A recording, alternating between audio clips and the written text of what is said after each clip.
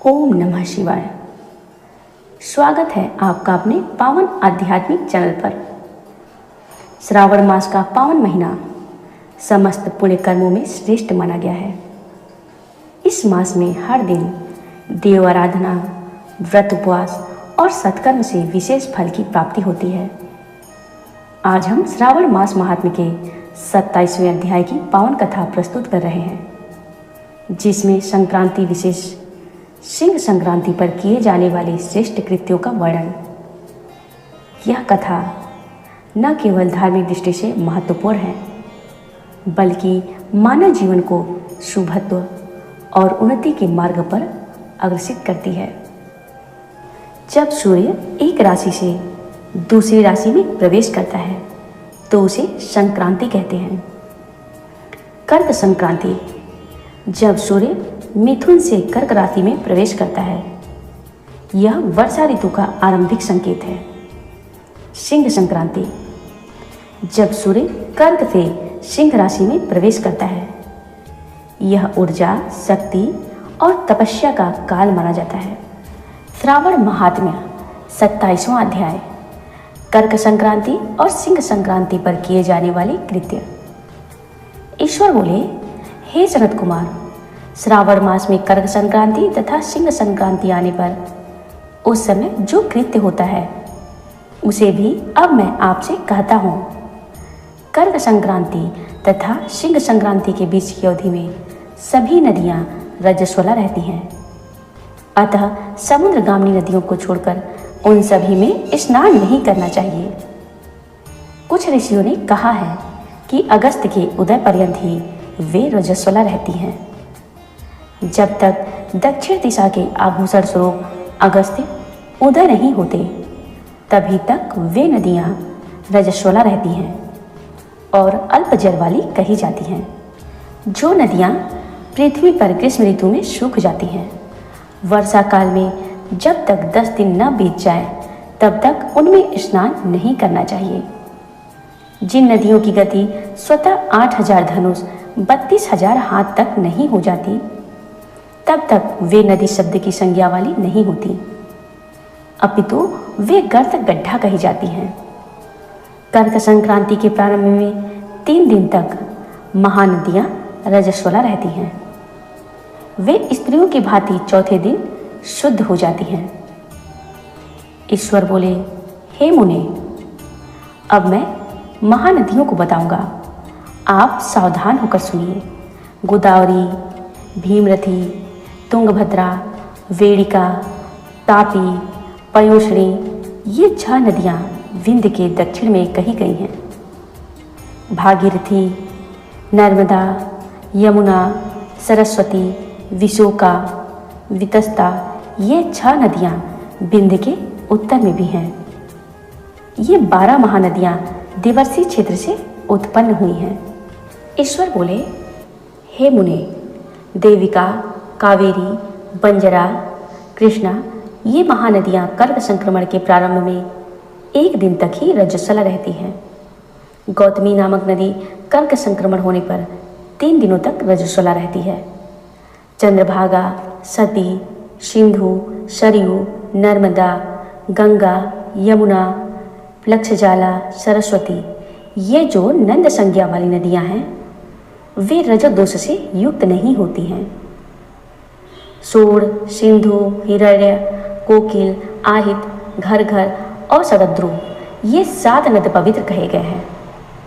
धर्मद्रवमयी गंगा, पवित्र यमुना तथा सरस्वती, ये नदियाँ गुप्त रजोदोष वाली होती हैं, अतः ये सभी अवस्थाओं में निर्मल रहती हैं।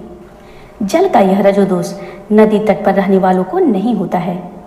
रजोधर्म से दूषित जल भी गंगा जल से पवित्र हो जाता है। प्रसवावस्था वाली बकरियां, गायें, भैंसें तथा स्त्रियां और भूमि पर वृष्टि के प्रारंभ का जल, ये 10 रात व्यतीत होने पर शुद्ध हो जाते हैं। कुएं तथा बावली के अभाव में अन्य नदियों का जल अमृत होता है। रजोधर्म से दूषित काल में भी ग्राम भोग नदी दोषमय नहीं होती है। दूसरे के द्वारा भरवाए गए जल में रजोदोष नहीं होता है।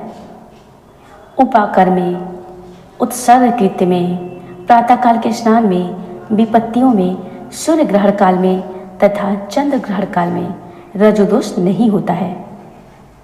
ईश्वर बोले, हे संत कुमार, अब मैं सिंह संक्रांति में गो प्रसव के विषय में कहूँगा। सिंह राशि में सूर्य के संक्रमण होने पर यदि गो प्रसव होता है तो जिसकी गौ प्रसव करती है उसकी मृत्यु 6 महीनों में अवश्य हो जाती है, इसमें संदेह नहीं है।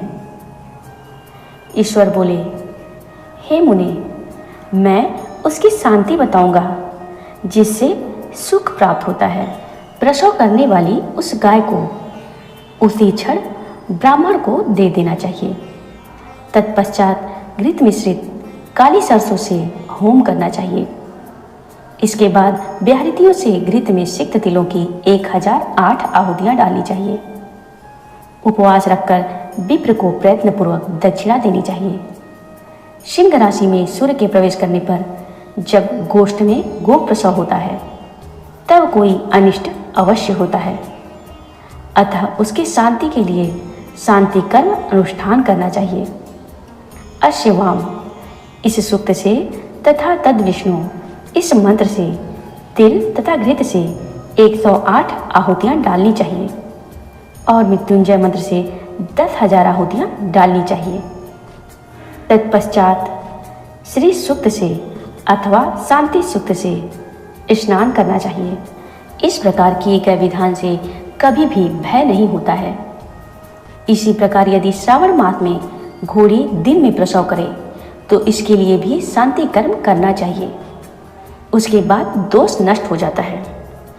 ईश्वर बोले, हे सनत कुमार, अब मैं कर्क संक्रांति में, सिंह संक्रांति में तथा श्रावण मास में किए जाने वाले सुप्रद दान का वर्णन करूंगा। सूर्य के कर्क राशि में स्थित होने पर घृत धेनु का दान और सिंह राशि में स्थित होने पर सुवर्ण सहित छत्र का दान श्रेष्ठ कहा जाता है तथा श्रावण मास में वस्त्र का दान अति श्रेष्ठ फल देने वाला कहा गया है। भगवान श्रीधर की प्रसन्नता के लिए श्रावण मास में घृत कुंभ, घृत धेनु तथा फल विद्वान ब्राह्मण को प्रदान करना चाहिए। ईश्वर बोले, मेरी प्रसन्नता के लिए श्रावण मास में किए गए दान अन्य मासों के दानों की अपेक्षा अधिक अच्छा फल देने वाले होते हैं। 12 महीनों में इसके समान अन्य मास मुझको प्रिय नहीं है। जब श्रावण मास आने को होता है तब मैं उसकी प्रतीक्षा करता हूँ।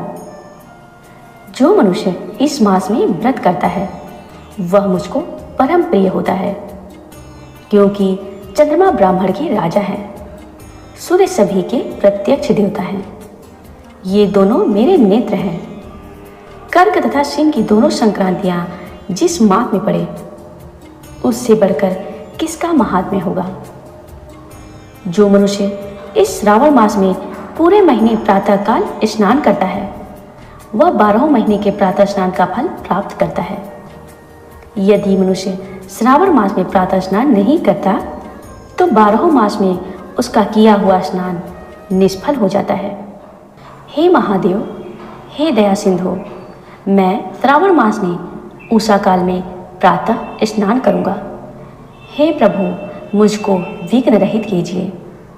प्रातः स्नान करके शिव जी की विधिवत पूजा करके श्रावण मास की सतकथा का प्रतिदिन भक्ति पूर्वक श्रवण करना चाहिए। बुद्धिमान मनुष्य को चाहिए कि इसी प्रकार इस मास को व्यतीत करे। अन्य मासों की प्रवृत्ति पूर्णमासी की प्रतिपदा से होती है, किंतु इस मास की प्रवृत्ति अमावस्या की प्रतिपदा से होती है। श्रावण मास की कथा के महात्म्य का वर्णन भला कौन कर सकता है।